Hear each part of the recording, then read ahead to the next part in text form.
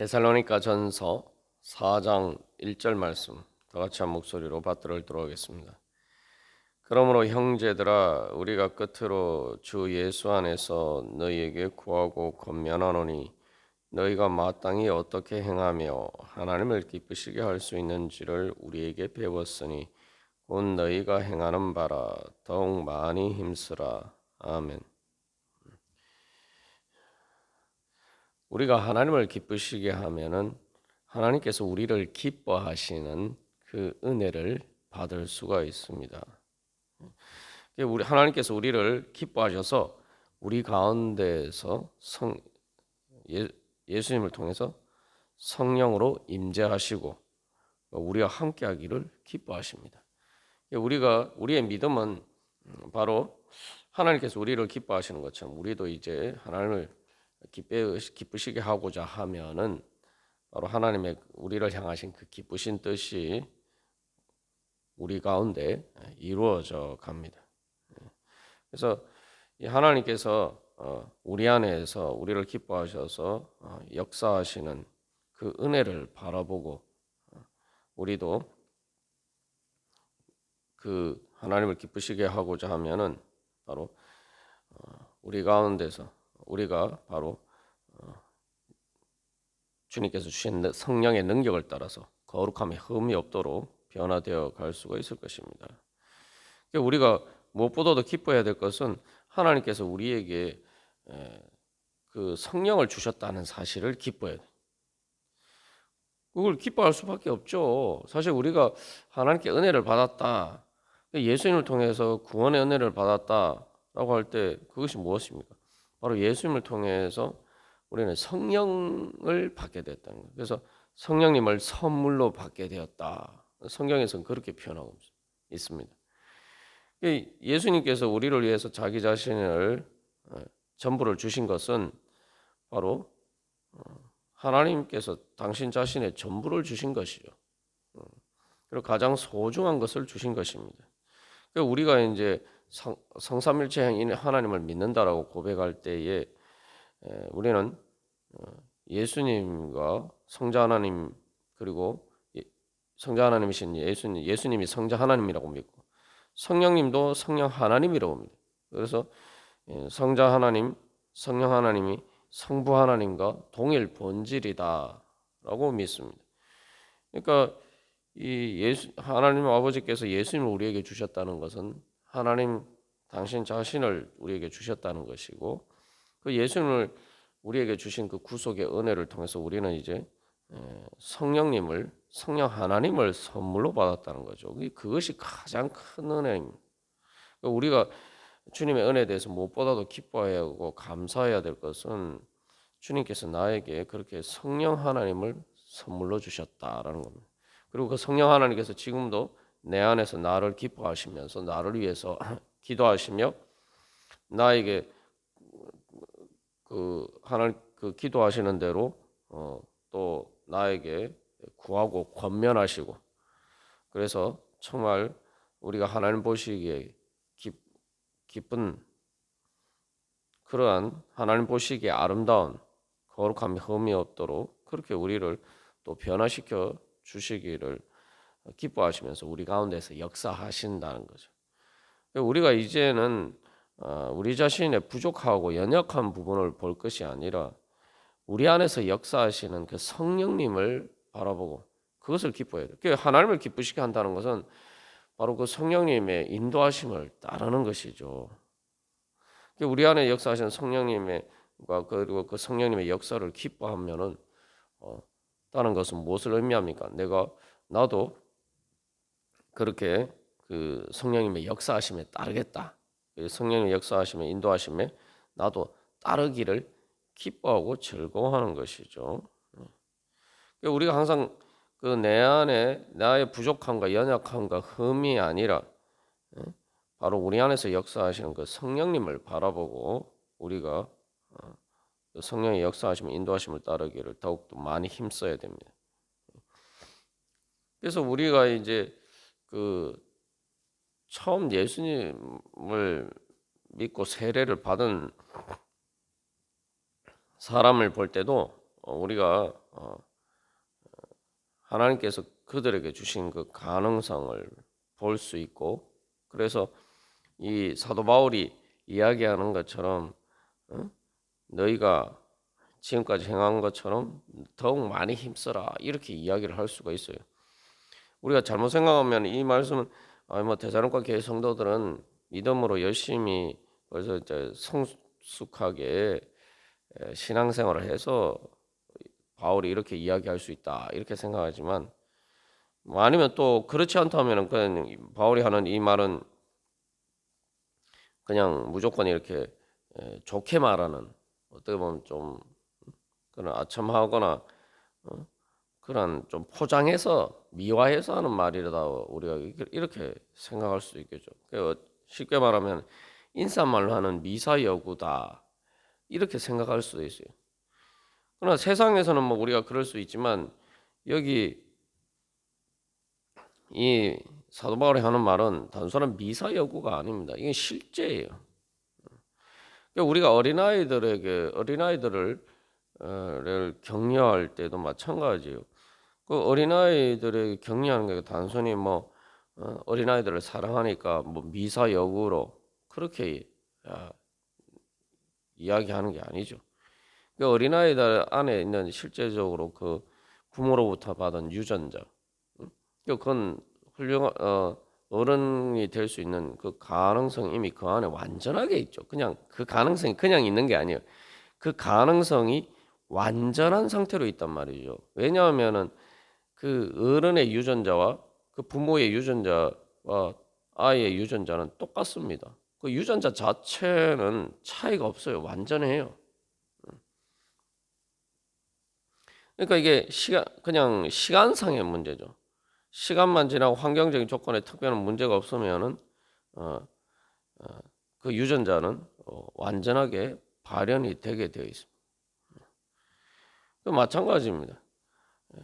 그래서 우리 안에 우리가 예수님 믿음으로 받은 성령의 유전자는 더더군다나 그렇죠.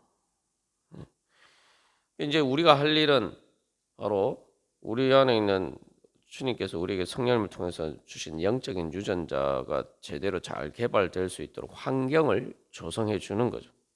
교회가 하는 역할은 바로 그런 역할입니다. 그런 관점에서 이제 보면은 이미 처음 예수님 믿고 세례받은 사람도 그 안에는 완전하신 성령 하나님께서 역사하고 계신 것이란 말이죠.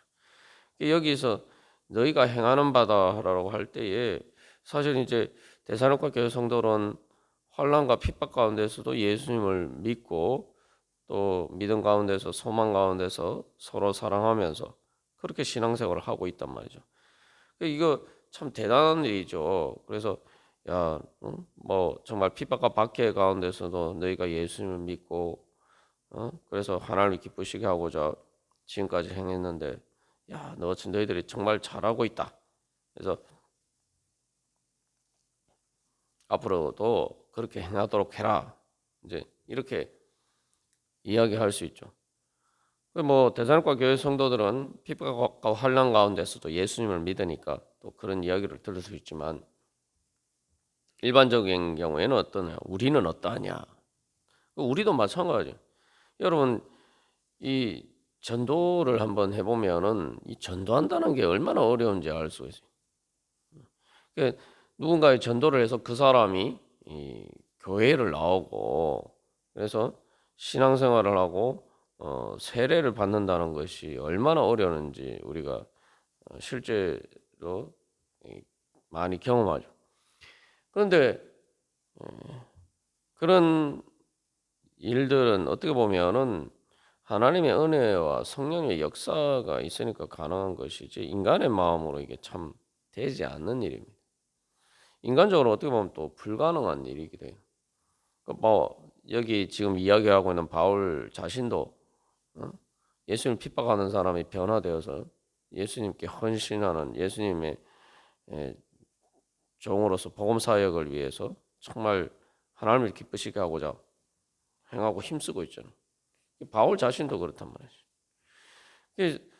그래서 사실은 우리가 이 신앙생활을 할 때 항상 늘 기억해야 할 것은 교회를 나오고 예수님을 안 믿던 사람이 교회를 나오고 예수님을 믿게 되고 세례를 받는 것 자체가 사실은 신앙생활의 여정 가운데서 제일 어려운 일이에요. 그게 시작이지만 사실은 현실적으로 보면 제일 어려운 일이에요. 근데 그런 제일 어려운 일을 하게 됐단 말이에요. 그게 사실은 기적입니다. 실제로 전도를 해보면은 전도를 해서 한 사람이 정말 진짜 예수님을 믿게 되고 세례를 받게 되고 그 신앙생활하게 되는 것은 그 기적이에요. 근데 그 예수님을 이미 믿는 사람들은 우리들은 이게는 이미 그런 기적이 일어났어요. 사실은 이후의 성화의 과정은 을 통해서 우리가 변화되는 것도 어렵다고 생각할 수가 있지만 사실은 예수 안 믿던 다가 예수를 믿게 되고 또 모태신앙이 원래 예수를 믿었지만 회심을 하고 정말 인격적으로 예수님을 만나고 이것은 이후에 우리가 예수님을 닮아가서 정말 하나님이 기쁘시게 하는 대로 우리의 인격과 삶이 변하는 것보다 사실은 더 어려운 질적인 변화입니다. 그런 성령님께서 우리 가운데 역사하셨다면은 사실은 이후에 성화의 과정 거기에 비하면은 아무것도 아니죠. 훨씬 수월한 문제입니다. 그러니까 우리가 아이의 성장 과정도 보면 그렇죠. 아이가 이제 성장하는 과정이 뭐 어렵다, 또 아이를 돌보는 게 힘들다 이렇게 생각하지만 우리가 생각해 보면은 진짜 어려운 것은 그 아이가 잉태돼서 말 그대로 탄생하는 거예요.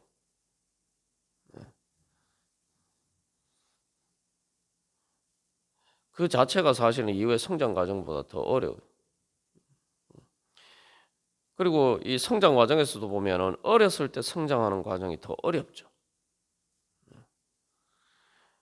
다시 말하면 우리가 이제 그 예수님을 처음 믿게 되고 세례받고 그 신앙이 그 어린 과정에서 이렇게 어느 정도 성장해서 그래도 신앙생활을 제대로 하게 되는 것, 신앙생활을 정착하게 되는 것, 그거 정말 어려운 일입니다. 그 이후에 그렇다면은 그런 변화가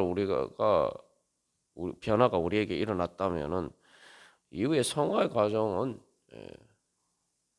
훨씬 더 쉽다라는 것을 우리가 기억해야 됩니다. 그러니까 자꾸 우리가 부족하고 아직 많은 부분만 자꾸 이렇게 바라보면은 우리가 그런 성령님께서 우리 안에 역사하시는 하나님이 얼마나 우리를 기뻐하시고 그 기쁘신 뜻이 우리 안에 이루어져 가는지 이걸 놓치고 살 때가 많아요. 그래서 우리가 자꾸 이렇게 나는 할 수 없다 이렇게 생각하는데 이미 내가 예수님을 믿고 내가 신앙생활을 하고 있는 거 그 자체가 놀라운 기적입니다. 근데 그 모든 일을 할 때 성령님께서 우리 안에 역사하셨지만 그러나 그게 이제 그 성령의 역사가 우리 가운데 나타나서 우리가 실제로 내가 그런 마음이 없었는데 그런 마음이 생겼죠. 교회를 나가고 싶은 마음이 없는데 교회를 나가고 싶은 마음이 생겼고 또 내가 모태 신앙이고 뭐 신앙생활을 했지만 정말 인격적으로 예수님을 만나고 정말 예수님을 신앙생활을 열심히 하도록 하는 내 마음이 생겼어. 이게 중요한 건 예전에 없던 마음이 생겼어요. 그게 변화죠. 그러면 우리가 무엇을 믿어야 되는가? 그게 바로 마음이 변하는 거. 그게 성령의 역사예요. 마음이 변하는 게 얼마나 어렵습니까? 어려운 정도가 아니라 사실은 내 마음이 스스로 변하는 건 불가능해요. 현실적으로 불가능합니다. 성령의 빛을 통해서 영적인 변화가 있어야지, 영적인 역사가 있어야지 마음이 변합니다. 근데 그렇게 어려운 마음이 변했어요. 그러면은 내가 지금 내 마음도 내가 주님을 따라가는 것이 하나님을 기쁘시게 하는 것이 어렵다라고 생각하는 그 마음도 충분히 변할 수 있구나. 우리가 그것을 바라봐야 됩니다. 그리고 우리가 다른 성도들에 대한 소망을 가질 때도 양육할 때도 그런 소망을 가져야 돼요. 아니 전도하는 것도 어려운데 양육도 어렵다라고 생각하지만 전도가 더 어려워요.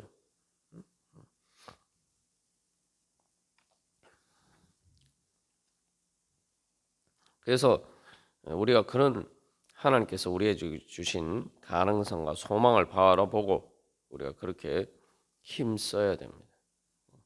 근데 그냥 내가 힘쓰는 게 아니고 믿음으로 힘써야 됩니다. 그래서 너희가 더욱 많이 힘쓰라 그러는데 내가 이미 지금까지 이렇게 변화될 수 있도록 우리 가운데서 역사하신 성령님을 믿는 믿음으로 힘써야 돼요. 그러니까 성령님께서 우리를 변화시켜 주신 것처럼 그렇게 또 앞으로도 변화시켜 주실 수 있다. 여기 바울도 마찬가지. 데살로니가 교회 성도들이 예수님을 전혀 안 믿던 사람들인데 복음을 전해서 그렇다고 또 바울이 그렇게 그들과 오래 있었던 것도 아니에요. 뭐 몇 년을 있었던 것도 아니에요. 실질적으로 뭐 1년도 안 있었어요. 아무리 길게 잡아도 반년 정도 같이 있었는데 그들이 예수님을 믿고 변화가 돼서 심지어 예수님 핍박 가운데서도 예수를 믿는 신앙을 버리지 않고 그렇게 그들이 신앙생활을 하고 있단 말이에요. 그 자체가 얼마나 놀라운 기적입니다. 그런 기적이 그들 가운데 그런 성령의 역사로 변화가 일어났다면 당연히 앞으로도 그렇게 될 수 있을 것이라고 믿을 수 있죠. 그러니까 우리가 그런 관점에서 보면 또 우리가 그렇게 성령께서 우리 가운데 역사하시면은 내가 처음 예수를 믿고 아니면 또 모태신앙이었지만 회심하고 또 인격적으로 내가 예수님을 만나는 그런 변화들이 일어난 것처럼 그것은 완전히 이제 이 성화의 과정 이후에 이렇게 그 어떤 변화들과 다른 질적인 변화죠. 그런 변화들이 내 육신이 죽는 순간에도 내가 내 영혼의 천국 갈 때 그런 질적인 변화들이 일어나겠구나. 내 안에 계신 성령님을 통해서. 그리고 예수님 재림하실 때에 또 우리의 그러니까 영적인 몸으로 부활하는 그런 또한 질적인 변화가 또 일어나겠구나. 우리가 그것을 바라보고 믿을 수가 있는 것이죠. 그러면 이제 우리가 그 앞으로 지금까지 온 길이 어렵다면은 어려운데 그 길을 제일 어려운 길을 왔죠. 내가 예수님 믿지 않는 사람에서 예수님 믿는 사람으로 영적인 존재로 말 그대로 이게 새 창조가 일어난 거예요. 무에서 유가 창조돼서 새 창조가 일어난 거예요. 그러면 이미 창조가 일어나서 그 다음에 그 창조된 걸 성장하는 과정은 어렵겠습니까? 아니면 완전히 없던 상태에서 무에서 유가 창조되듯이 그런 창조가 어렵겠습니까? 아니면 이미 있는 것이 변화되는 것이 어렵겠습니까? 처음에 창조가 어렵죠. 완전히 질적으로 차원이 다르게 어려운 문제. 근데 그런 하나님의 새 창조의 역사가 성령을 통해서 내 안에 일어났어요. 우리가 이제 바로 그러한 능력이 우리 안에 있구나. 그 성령의 능력이 내 안에서 역사하시는구나. 그리고 실제로 그 능력의 역사를 따라서 나에게 그런 일들이 이미 일어났어요. 그리고 그 일들이 일어나는 것이 단순히 그냥 나는 가만히 있는데 일어난 게 아니라 내가 실제로 그것에 의해서 내 마음이 변화돼서 내 생각이 바뀌고 내 감정이 바뀌고 내 의지가 바뀌어서 내가 그래서 예수님 믿는 것을 기뻐하면서 예수님 믿게 됐어요.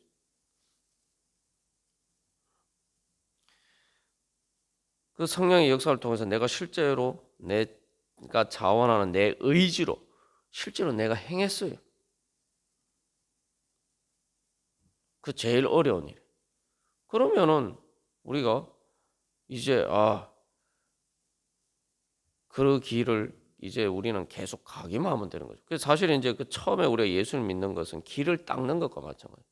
전혀 길이 없는데 예를 들면은 전혀 길이 없는데 이 뭐 고속도로가 개통되는 것과 같아요.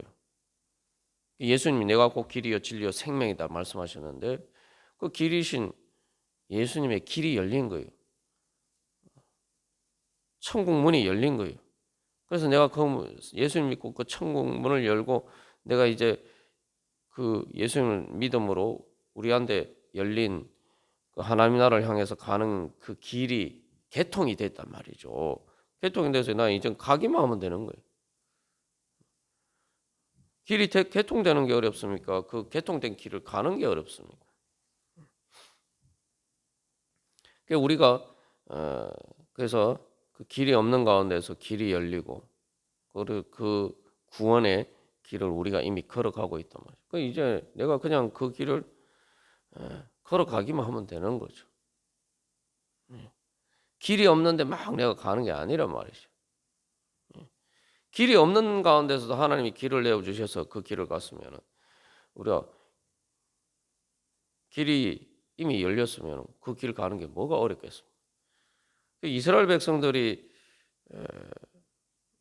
실패한 문제가 바로 그 문제죠. 그 믿음이 없어서 결국 마지막에 그 실패하게 된 그래서 그 가나안 땅에 들어가지 못한 사람들이 많잖아요.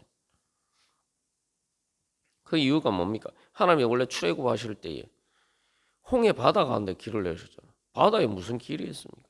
길이 없어요. 길이 없는데 그 홍해 바다 가운데 길을 내어 주셨어요.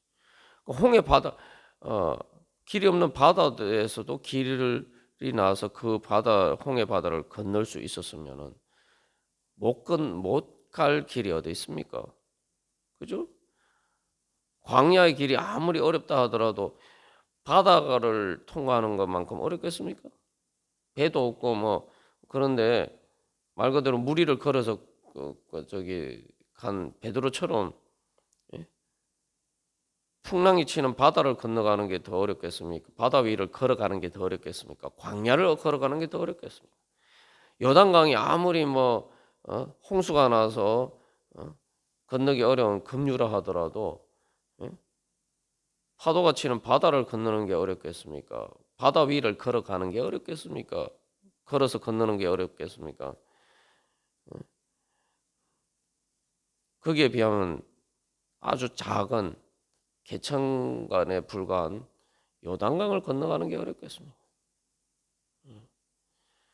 우리가 이제 뭘 믿고 이제 우리가 가야 되는지 그러면 장명하게 길이 보여야죠.